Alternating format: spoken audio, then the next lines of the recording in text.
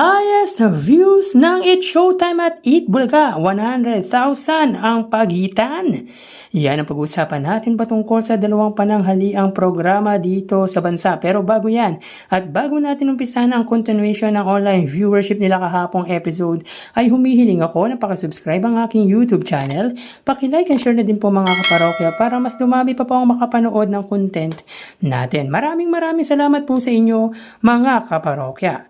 Sa mga kaparokya, kahapon nga po ay ginanap ang pre-finals ng Escort Mo, Show Mo ng It Showtime at Grand Finals naman po ng The Clones for Foreign Rap and Rock Clones kung saan umabot ng 101,000 views ang pagitan nila dahil ang It Showtime mga kaparokya ay mayroon lamang 72,000 highest viewership at 173,000 highest viewership naman po para sa It Bulaga. So tama po yan mga kaparokya, 173,000 po umabot ang views ng Eat Bulaga at 72,000 lamang po ang It Showtime. Well, wala din pala sa It Showtime ang Unkabogawan star na si Vice Ganda dahil sa ginanap na concert nila ni Miss Regine Velasquez at wala din po si Ann Curtis kahapon. Samantala, di din po natin na silayan ang mga singing queens, si Miles Ocampo at Joey De Leon sa Eat Bulaga. Pero grabe ang impact ng The Clone sa Eat Bulaga mga kaparokya dahil simula nang maging segment nila ito ay consistent yung number of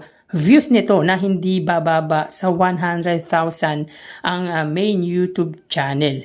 So yun po mga parokya, kahapon naman po ay nakapamahagi lamang ng 60,000 pesos ang It Showtime at 225,000 naman po ang Eat Bulaga. Sa pre-finals mga kaparokya ng Escort Mo Show Mo ay 20,000 lamang po ang natanggap ng winner at wala naman po para sa mga non-winner. 40,000 naman po sa tawag ng tanghalan. Sa Eat Bulaga naman po mga parokya, 60,000 sa Sugod Bahay, 100,000 sa The Clones, which is 20,000 sa second runner-up, 30,000 sa first runner-up, at 50,000 naman po sa grand champion. At 65,000 naman po of course sa Gimme 5. Kung saan dalawa lang po nasagot sa jackpot round ng winner at yung pinakamahirap pa ang nasagot which is yung T-Rex. Sayang, mas mataas pa sana ang maibibigay na papremyo ng Eat Bulaga kung nakumpleto ang sagot sa jackpot. Pero mga parokya, nakakabilib talaga ang T-Rex na sinagot po ng mga bata dahil siguro kahit sino mahihirapan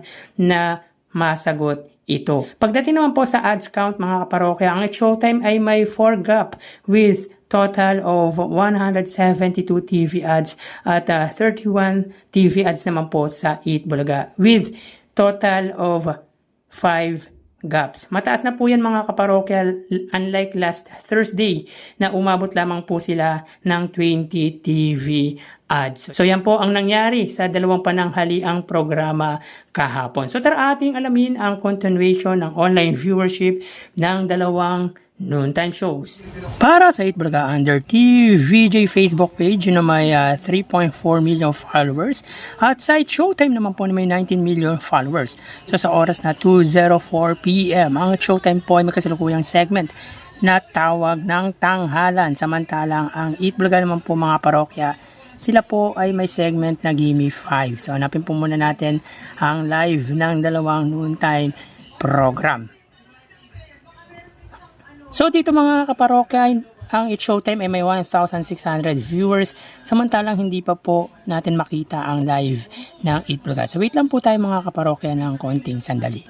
So dito again mga parokya, ang It Showtime ay may 1,600 live viewers samantalang ang Eat Bulaga ay may 4,300 live viewers. So again sa oras na 2:05 PM, ang It Showtime ay may 1,600 live viewers at ang Eat Bulaga naman po ay may 4,300 live viewers. So pagdating dito sa Facebook Live mga kaparokya, ay angat po ng 2.8 or 2,700 viewers ang Eat Bulaga. So mapunta tayo sa TV Network YouTube channel ng dalawang noontime shows.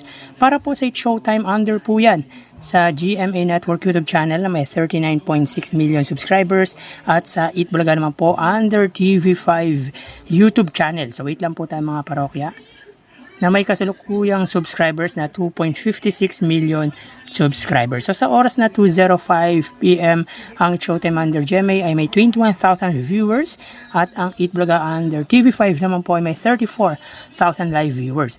So again, sa oras na 2:05 PM ang It's Showtime, sila po ay may 21,000 under GMA Network at ang Eat Bulaga under TV5 naman po ay may 35,000 live viewers. So pagdating sa TV Network YouTube channel ay angat po ang TV5 sa GMA ng 14,000 viewers. So mapunta naman po tayo sa main YouTube channel ng dalawang noontime shows para po sa It's Showtime under ABS-CBN, It's Showtime na may 2.67 million subscribers at sa Eat Bulaga naman po under Eat Bulaga TVJ YouTube channel na may 1.6 million subscribers.